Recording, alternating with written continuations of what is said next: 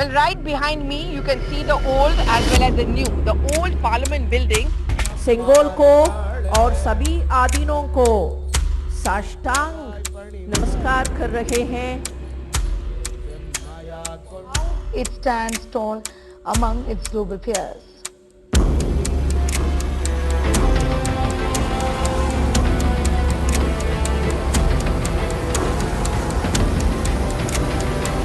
Meanwhile, in an elaborate event in the national capital, India inaugurated its new parliament building on Sunday. But with the opposition boycotting the event,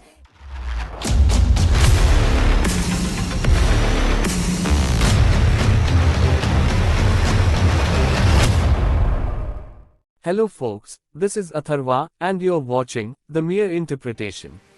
Thanks for joining me today. Recently, our Prime Minister inaugurated the new Parliament building, which is just aside the old one on the Kartavya path. Our Lok Sabha Speaker, Om Birla, too, joined in. But with the inauguration, many questions were raised by the opposition and media outlets. Why did the PM inaugurated the Parliament, but not the President or the First Lady? What's the significance of Singol? From where did it came from? With these points and some others, the opposition came together and boycotted the ceremony. The media also hyped things up. But one question, the most important question, everyone forgot to ask. Why do we need a new parliament? What's wrong with the old one?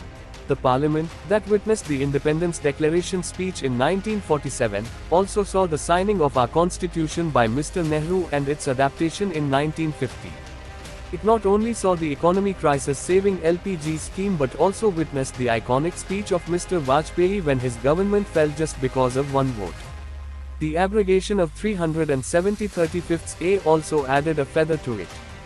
This parliament also witnessed the heartbreaking attacks of 2001. Before looking into why we needed a new parliament with these memories of the old one, let's have a look at our parliament through a map. This circular one is the old one, and the new one is in triangular form, which is just aside from the previous one. The year when the British posted two architects, Sir Edgerton Lutyens and Sir Herbert Baker, started building our parliament, which was completed in 1927, the circular-shaped structure has 144 poles around it. After 97 years, there were some changes and renovations that were needed, and unfortunately, those weren't able to take on the structure as it became old. Along with it, we are also removing the colonial mindset from our Indian people, which also gave a push to the decision to build a new parliament.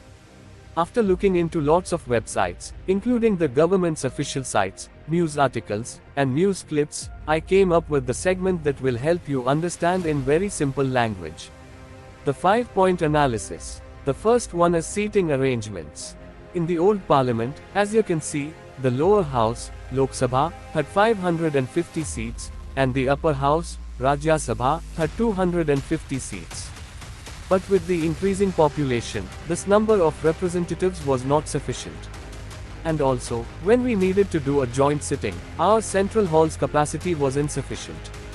In the new parliament, our government has solved these issues. Our Lok Sabha capacity has been increased to 888, with a seating capacity of 1272 for joint sessions.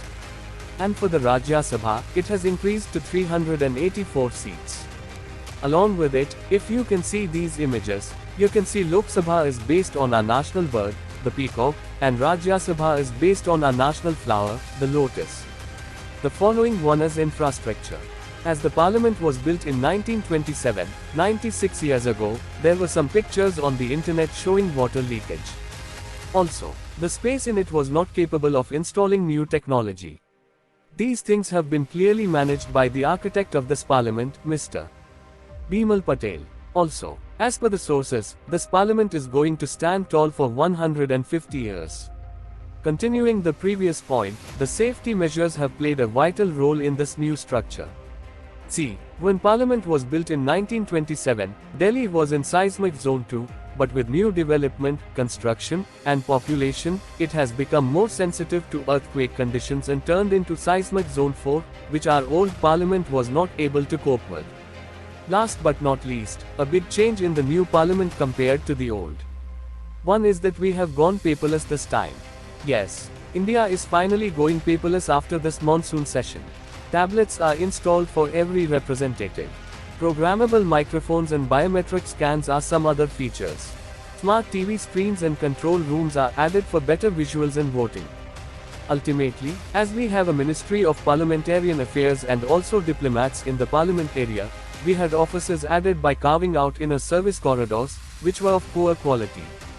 But in the new one, we have spacious and breathable offices for employees. Overall, for 150 years, we have had an astounding home for our representatives. And by doing so, I think we will be able to make better decisions to make our country more powerful and led us to stand tall in others. If you want a spill-off video on Sengol, like, what is Sengol? From where did it came? What it has to done with 1947? Let me know in comment section. Thank you for your valuable time. See you in the next video. Jaya Hind.